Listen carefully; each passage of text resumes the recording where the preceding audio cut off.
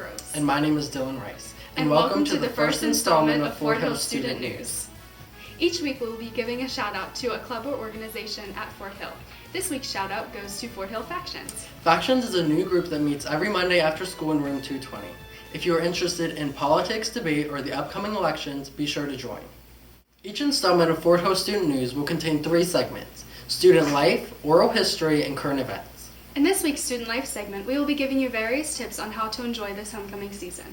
As for our oral history segment, we will focus on the history of homecoming. For our current events segment, we will be introducing the 2016 Republican candidates. And now for the student life segment. Hi, this is Michael Winter, and this year for homecoming, I decided to interview our fellow students and ask them for tips on how to enjoy this homecoming season. Here's what they had to say. I'd say my favorite part is definitely the atmosphere of the school in general. All the decorations, the signs on the walls, the lockers. It's just a really fun time for everyone. My favorite part about homecoming is probably the actual football game because I'm in the band and it's really nice just to have a good time with everyone. Probably just seeing the different homecoming ideas and dressing up with everyone. And probably Friday, the Spirit Day, just getting ready for the game. My favorite part about homecoming has to be like participating in all of the activities during the week and everything that leads up to the pep rally. My favorite part about homecoming is the tradition of the pep rally and school decorating, and then of course the game. Yeah, go all out. On our days like Spirit Day, like Character Day, whenever we dress up, go out. Don't be that person that sits there and doesn't do anything. That's no fun. I'd just say try to get involved as much as you can because you only get 4 homecomings and you want to make your first one count. Just dress up and go all out. Don't skip it because you're gonna be embarrassed. Just go all out. Participate in everything that you can, like the Spirit Days, because it goes by really quickly even though you don't think it would. To review, this homecoming season, remember these helpful tips. 1. Behave yourself. 2. Go all out. Make your costumes unique. Get some crazy hair going on, whatever you want to do. 3. Ask your teachers before you bring food into the classroom. 4. Make sure you clean up your mess. Don't ruin it for others. 5. Most importantly, have fun and be safe.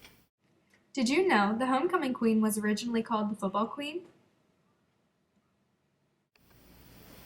In honor of this homecoming season, Fort Hill Student News has interviewed some Fort Hill alumni about their homecoming experiences and how traditions have changed. Here's what they had to say. I did. I participated in football, basketball, and track for 4 years. Football, basketball, track. I was vice president of my senior class, student council, student senate. I played football all 4 years, basketball 4 years, and I ran track 2 years. Played a couple sports, football, basketball, baseball, and a couple other things, National Honor Society, things like that. I was in student council as a representative. Later, I was a member of the Senate, treasurer, and public relations. Favorite part of homecoming would have to be celebration with friends, competing against Allegheny, the decorations, just all the activities that come about all week long. Used to actually spend a whole morning with Allegheny practicing going on and off the field. I think it'd have to be the number of the people that showed up. I never really got past all those people and the community enthusiasm and the red and white and blue colors that just filled up the stadium. Mr. Sentinel was an award given to either an individual or a group of football players who got together. It was kind of like the skits they do now. It was just the best skit for that year. You actually had characters for the homecoming theme that they would make costumes and go around at the football games. And years and years ago when I was little, we actually had a Snoopy character that would go around and hand out big red bubble gum. Well, first of all, there was no homecoming when I was here. It was Turkey Day game. There was no homecoming. And it changed in the mid-'70s. Most people were against it, but it has developed into a great tradition now on its own with the kettle and so on. But the big change is it's not being played on Thanksgiving Day, and we did it because of the state playoffs, so we could be in the state playoffs.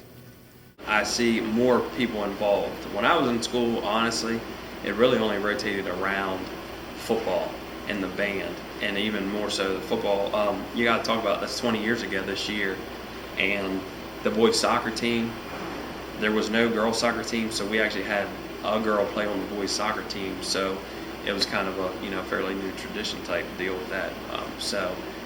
Yeah, that's that. A lot more people are involved, a lot more decorating, so forth.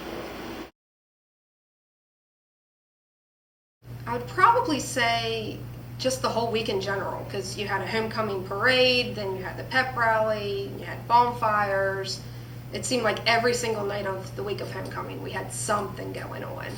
When I was a junior, which was the 1994-95 football season, that was probably my favorite because the crowd that we just had with Kaiser, that was the same type of crowd. There was estimated about 13,000 people there. So you're playing in front of that many people. It makes the magnitude of the game so much more better. And we won that year too, 2021, so that was a very good experience. My biggest memory was my mother getting up fixing turkey. We go to the game and get home. If we won, the turkey tasted great. If we lost, we didn't eat any turkey. Big snowfall, but I'm pretty sure it was drained. I don't think it was turkey. I don't know. It might have been still Turkey Day, but I thought it was homecoming. And about 300 people showed up. Shoveled off the stands, shoveled off the field, so they could continue the game because they were going to not have the game that day. Pep rally was fun. I was in one of the Mr. Sentinel groups, and for about a week leading up to pep rally, we were practicing that, so it gave us another chance other than in school and on the football field to hang out with a tight-knit group of friends. Did you know that in 1950, the first football queen, Norma Lovell, was elected by the football team? Garrett Slider here, giving you the top 6 Republican candidates for the 2016 presidential election. As you know, election season is upon us, so get out there, get informed, and get involved. Donald Trump. Donald Trump is 69 years old and running from New York. Trump's main focus is on immigration. Ben Carson. Carson is 64 years old and running from Michigan.